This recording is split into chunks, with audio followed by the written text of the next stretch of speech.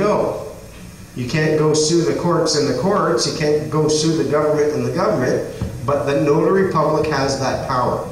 They are the perfect witness. They are the one, because the law is about facts and the application of the law to those facts. Determine the facts before you go into court, so that judge has no say as to what the facts are and is not. Here it is, all established.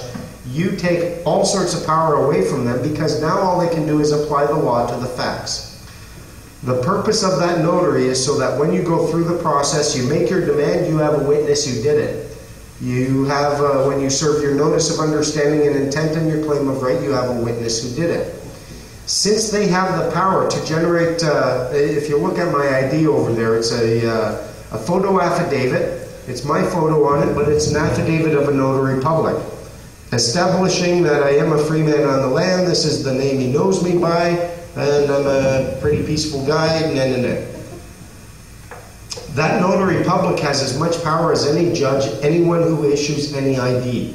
Whatever your representatives can do, that notary can do as well. The reason that he has a lot of power, if you just wanted to establish the facts, you could, if you wanted, use 3 people of good standing within your community.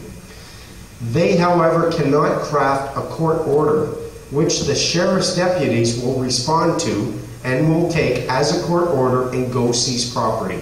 They'll look at it and laugh. A notary's judgment, they act on. One of the things that's come up in Ontario is all the notaries are lawyers. Yeah. And it's a bit of an old boy network, and people have run into problems where they... Look through their act and find the word duty. Hold them to their duty. And if they refuse to do it, then again, there's always remedy. You serve on them a notice of understanding and intent and a claim of right. We hire firefighters to fight fires in our communities. If, however, they start refusing to fight the fire and your house is burning down and they say, ah, well, we're busy, we just don't want to do it. At what point in time did you ever give up your right to fight your own fire? You can serve a notice on them saying, listen, justice must be served, and this is what we're doing in BC. I'm setting up someone to act as a notary because there's nothing in the Notary Act that says only members of the Notary Society can provide notarial services. All it says is only these notaries can be governed by the Notary Society. You have all the power in the world. You can find someone to start providing these notarial services. And if they refuse to do it, I bring notice and claim against them. Where do I go to find confirmation that 3 witnesses equal the notary?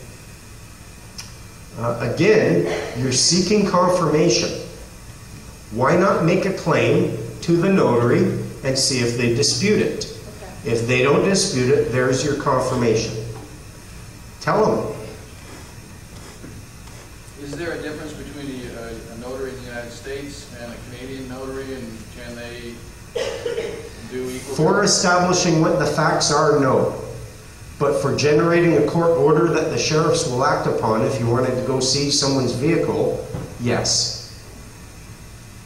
No one outside of Canada is going to generate an order that's going to bind these people. You can establish the truth with it, but that's about it.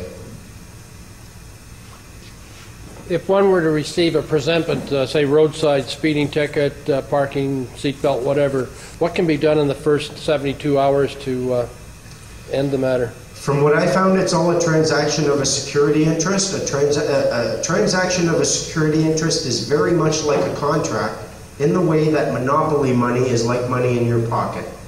They don't call it a contract because it's not a contract. It can create obligations to either pay or perform just like a contract would, but they can't call it a contract because they're all de facto anyways. You have every remedy that would be available to you in the common law when it comes to contracts is available to you now when you're dealing with these transactions of a security interest, and they require consent. It is evidence of you agreeing with them for whatever reason. Within that 3 days, you do have the power to rescind it. You send in a notice to them and you say, look, no, I changed my mind. I'm not bound by it. And it is that easy. They don't like it, they might come after you, and doing what I've been doing, I went to jail like 9 times, eh? I mean, they tried to intimidate me, they made me drop my pants, bend over, and try to do a full cavity search, held me over, you know, over a weekend, and all of it just to see whether or not I would fold. They had no power, no right to do that, but I just left smiling and going, oh, I learned a lot about the way you do business, wait till I tell people.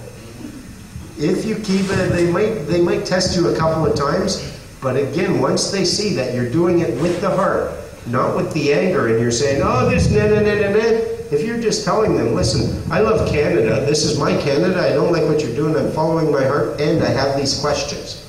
People make mistakes when they deal with the cops because they tend to try to say, they try to make declaratory statements where they say, you can't do that, this is a transaction of a security interest, you generate conflict right there. Always ask questions. Questions are evidence of a mind that is trying to discern, trying to distinguish. It must be recognized that if the law recognizes, if you're asking questions, it's evidence that you do not understand, that you're trying to in order to serve the law. You step into the crap when you start making a declarative statement. You can, instead of saying, is that a transaction of a security interest, which empowers you, you say to the cop, that's a transaction of a security interest, and now you failed. And it's that simple. Always ask questions. And that's what I would do. You got 3 days, write them notice. Say, sorry, you scared me, you had a gun, and I'm saying no to the transaction of a security interest. I claim I have a right to do so. If you don't believe I have a right to do so, please answer these questions. And you hit them with questions. 20 questions that they have to answer, and if they can't answer, they lose the ability to claim that they were acting lawfully. If they weren't acting lawfully, the demand is void ab initio. You say that there's differences, or there is differences between Ontario law, BC law, and other places. There is no difference in the law. There is a difference in the statutes. Is there a book or a source that you can interchange things, like cross-reference? Yeah, it's called your brain. There's no easy fix, buddy. You got it. To a large degree, understanding the law is like realizing that there's one picture you want to get to, and imagine a puzzle.